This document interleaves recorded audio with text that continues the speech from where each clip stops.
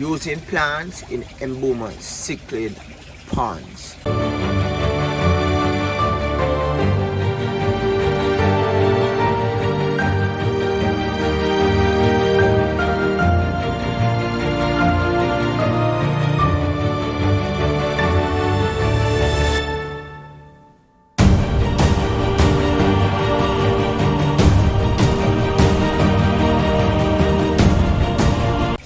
Stay tuned. Hi everybody, welcome again to another episode of Fish Keeping Jamaica.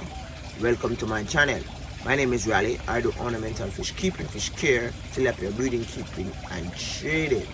Okay, so this video points to the importance of plants in Mbuna pond as it relates to Jamaica situation. Okay, so Jamaica is a developing country, right guys? And Jamaica generates its fuel from fossil fuel, right? You'll see the fish in due course. These are some Mengano, right guys? Yeah, I changed the water the other day, so and this is in my pond, guys.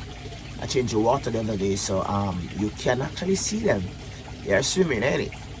All right, so I have Mbuna, and I have them in ponds like these, and I sell them to persons who have aquariums. And normally you will see a Mbuna Cichlid tank, whether it be on YouTube or elsewhere, you will not see the tanks with lavish plants or plant setup, right? These are some tilapia, right? So rich food size. They don't have plants, and the reason why they don't have plants is that they consume plants, right? Okay, so these are some other tilapia in which I have, right? They don't have plants, they will consume plants. However, these are my baby in tilapia. It's not fully fingerlings, but it's heading there.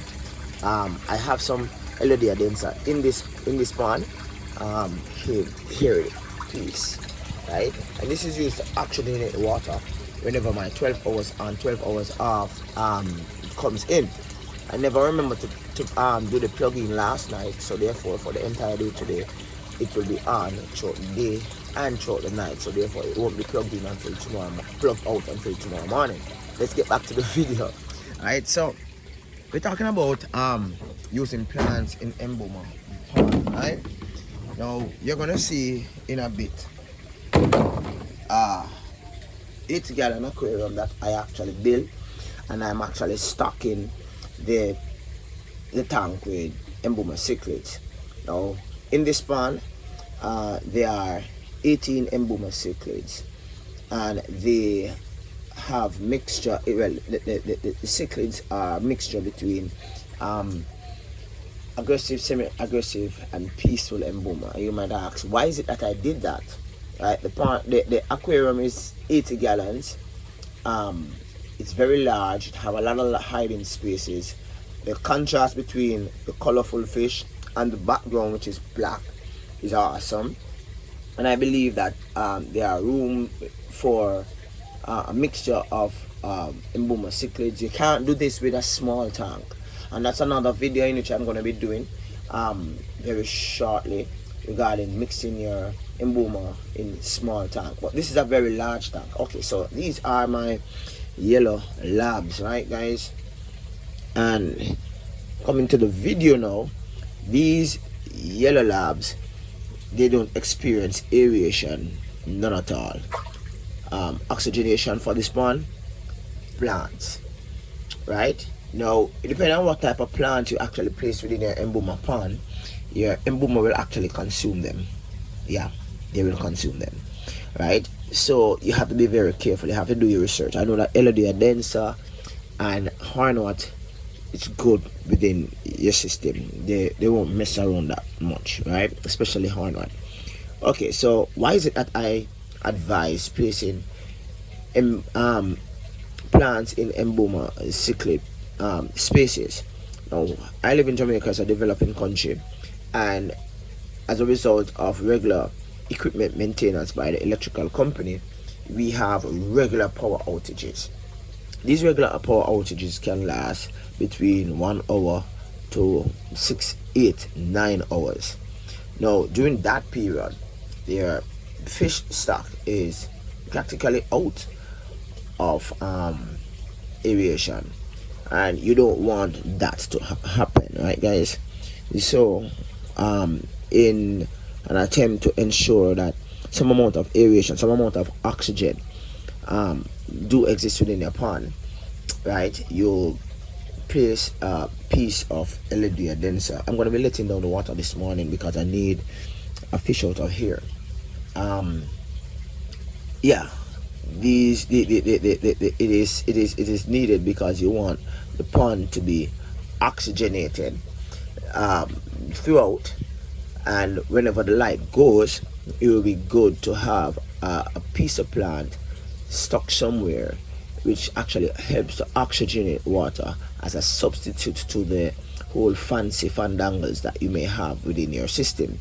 Now, for many of you who are watching this video, right, you would say that where the fish is from, there are no plants really and truly within the space, aquatic plants, that is. That's true, because these fish live in what you call rocky terrain, where there's a lot of rocks, fine rock, large rock, a lot of rocks, and there are hundreds if not thousand variety of Mbuna, or I call it rockfish.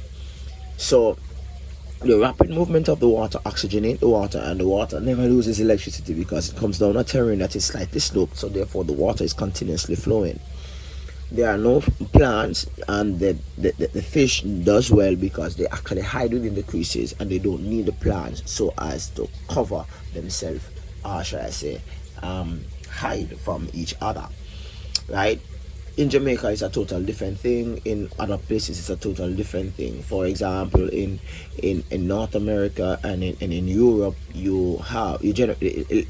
power is actually generated using fossil fuel, natural gas, nuclear energy, different type of energy, right? And these energy never normally go unless there is a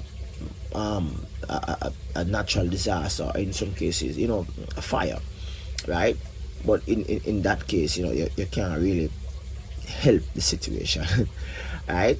So for us in Jamaica, in the Caribbean, in spaces where it is developing, it's not developed as yet, where in which we have a resilient electrical system, it is advisable to have a piece of LED denser, hornwort, or some other type of plant, guppy grass, be good, within the system, so as to ensure that continuous oxygenation do exist within the space. I just wanted to share this with you, giving an example. You have seen the 80-gallon image I've built, and you have seen what I'm speaking about. Peace out, guys. Catch you next time. Bye bye.